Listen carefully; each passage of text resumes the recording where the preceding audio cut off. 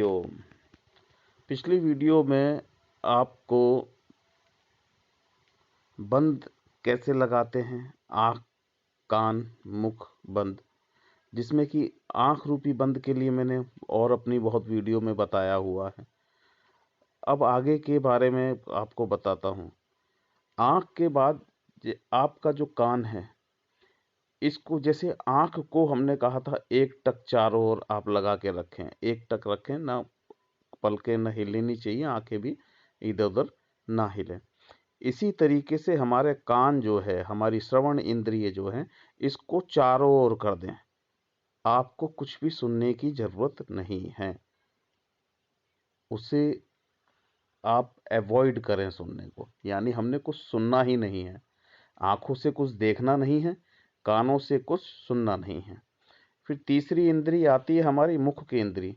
हमको मुख से भी कुछ नहीं बोलना और मन में भी कोई चिंतन आदि कुछ नहीं करना।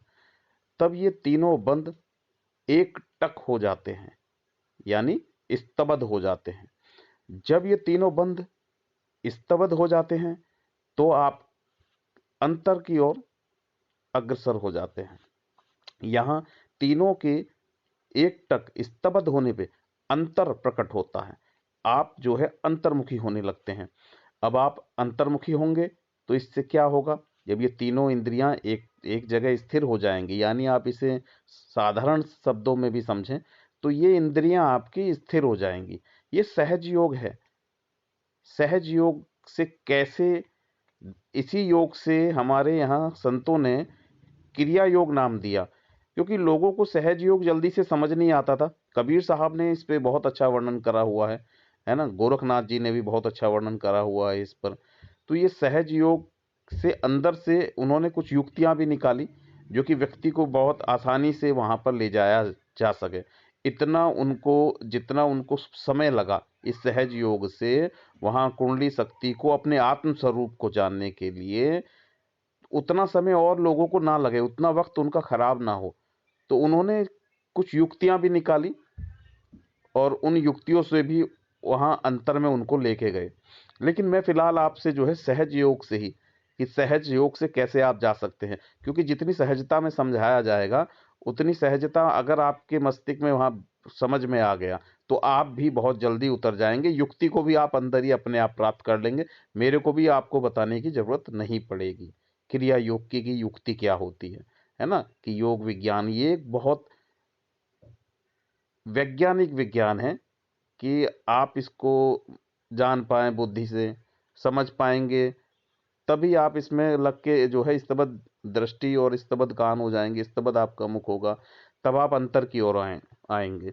अब इससे घटित क्या होगा, जब आपका अंतर सिद्ध होगा, अंतर सिद्ध जैसे ही होगा, मतलब आप स्तब्ध हो जाएंगे, ठहर जाएंगी आपकी इंद्रियां, तो इससे घटित क्या होगा, जो हमारी श्वास जो है बाहर मुखी होने के कारण वो जो है प्राण और अपान जो है स्थितियां उनकी क्या होंगी, जैसी अंतर्मुखी होने लगे प्राण और अपान मिलने लगेगा।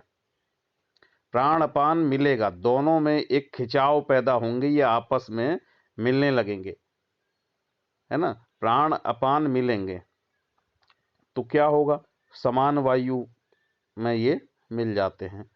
प्राण अपान समान व्यान उदान, ये हमारे प्राण होते हैं, पंच प्राण हैं। इसमें जैसे ही आप ठहर जाएंगे, इंद्रियां आपकी ठहर जाएंगी, तो ये श्वास भी आपका जो है, इससे जो आप इंद्रियां ठहरे हुए में श्वास आपका ऊपर नीचे अंदर बाहर होता रहता है ना। इसी को हम कह रहे हैं सुमरण है ये, है ना। श्वासा सुमरण होत है ताहि न लागे बार, पल पल करना बंदगी देखो दृष्टि प्रसार। कबीर साहब ने भी इसमें बहुत अच्छा निरूपण करा है कि दृष्टि प्रसार यानी चारों ओर फैली दृष्टि से आप जो है देखते रहें और श्वासों से सुमरण हो रहा है। श्वासा सुमरण होत है ताहि न लागे बार, पल पल करना बंदगी। परमात्मा की बंदगी कैसे करोगे, पल पल करना बंदगी देखो दृष्टि प्रसार, अपनी दृष्टि को पसार दोगे तो उसकी बंदगी हो जाएगी। उन्होंने कहा उस द्वार पर लगा रहे, आप उस द्वार पर रहेंगे, वहीं पर जो है धीरे धीरे धीरे आपको अनुभव होगा, है ना। क्या कि प्रभु के द्वार पे पड़े रहो आप, यानी ये द्वार पे पड़ना है कि आप उसे देख रहे हैं, देख रहे हैं, देख रहे हैं, है ना। तो ये एक प्रेम दृष्टि है, उस प्रेम दृष्टि से आप उसको जो है देखना चाह रहे हैं। तो धीरे-धीरे आप जो है ना प्रभु कृपा से ये द्वार भी खुलने लग जाते हैं। तो श्वास जो है जैसे ही अंतर्मुखी आपकी इंद्रियाँ होंगी तो ये भी अंतर में ही जाएगी, बाहर की स्थिति नहीं रहेगी। अंतर में जाते ही क्या होगा इससे? सबके साथ एक ही घटना घटित होती है इस सहज योग और जो क्रिया योग में भी जो है, लाखों आदमी हो, करोड़ों आदमी हो, जब भी आप इसको कराएंगे घटना एक ही घटित होगी, आभास शुरुआती एक ही होंगे, अलग अलग व्यक्ति को जो है अनुभव नहीं होते इसके अंदर। यही इसकी बहुत बड़ी खासियत है। लोग कहते हैं कि हाँ कि मैंने ये देखा, मैंने ऐसा देखा, इसमें ऐसा नहीं होगा। इसमें आपको अनुभव जो होंगे वो इतने लोगों को शुरुआती लक्षण एक ही तरह के होंगे, कोई अलग लक्षण नहीं आएगा उनके अंदर। तो इसी से क्या होता है, इसी को कहा है उल्टे नाम का सहज में सुमरन। उल्टे नाम का सहज में सुमरन, मुख में बंद लगाना, आंख कान मुख बंद लगाना, अनहद झीना शब्द सुनाना। तो ये क्या है, जैसे ही आपकी ये इंद्रियां जो है ठहर जाएंगी, श्वास जो है ये उलट जाएगी, ये भी उल्टेगी, है ना। इसी को उल्टे नाम का सहज में सुमरन है। ये भी आपकी उल्टेगी, और उल्टेगी कैसे, जैसे ही आपकी ये इंद्रियां ठहर जाएंगी, ठहरने के बाद आपका मूल बंद, नीचे की जो इंद्री है, 9 इंद्रियां होती हैं ना, आंख की, कान की, मुख की, नासिका की, ऊपर के द्वार हैं, 2 द्वार नीचे हैं हमारे गुदा के और मूत्र के। तो जैसे ही ये इंद्रियां ऊपर की अंतर्मुखी होंगी, सीधे ही आपका जो है मूल बंद और इंद्रिय बंद दोनों एक साथ लग जाएंगे।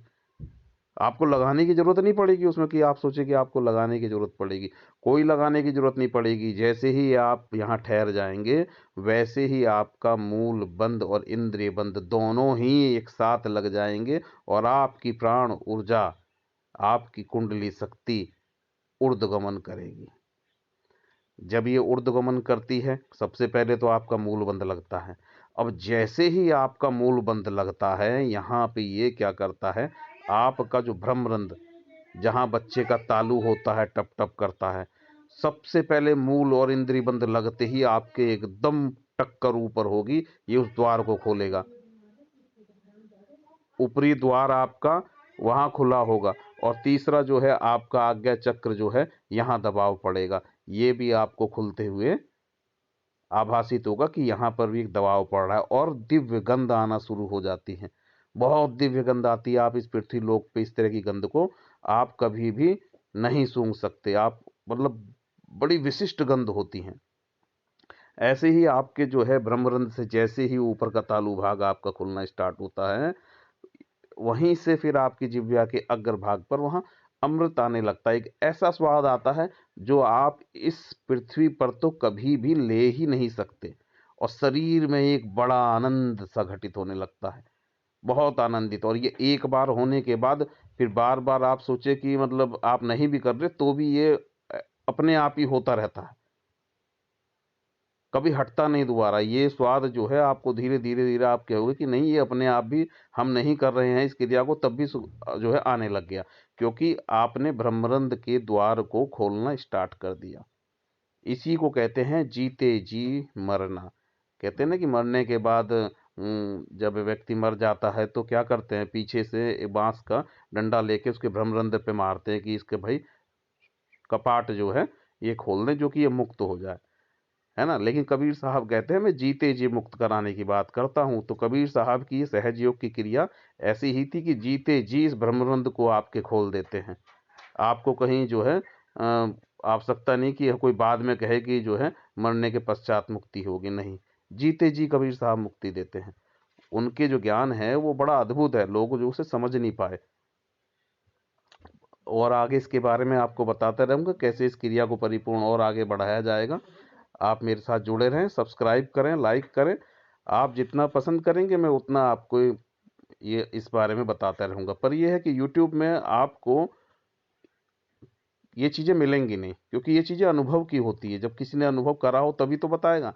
अनुभवशील व्यक्ति ही आपको ये बता सकता है, जिसने स्वयं अनुभव करा हो। बिना अनुभव के इतनी बातों को बताना आसान नहीं हो पाएगा, मैंने आपको जो जो बातें बताई हैं पूरे यूट्यूब पर भी उपलब्ध नहीं मिलेंगी आपको, कि किस तरीके से कुंडली शक्ति जागृत होती है। जो ये फालतू की बकवास करते हैं कि कुंडली शक्ति को जो है ऐसे कर देंगे, इस तरीके से उठा देंगे, ऐसे कुंडलियां शक्ति नहीं उठती, आपकी स्वयं की मेहनत से उठती हैं, है ना। गुरु उठा देते हैं कभी कभी, जैसे कि उनकी उठाई थी विवेकानंद जी की, जो है रामकृष्ण परमहंस ने, उन्होंने जो है सवाल किया कि क्या आप परमात्मा को दिखा सकते हैं, तो गुरु ने क्या करा, उनके जो है छाती पे पैर रख के उनकी कुंडली शक्ति को उठा दिया था।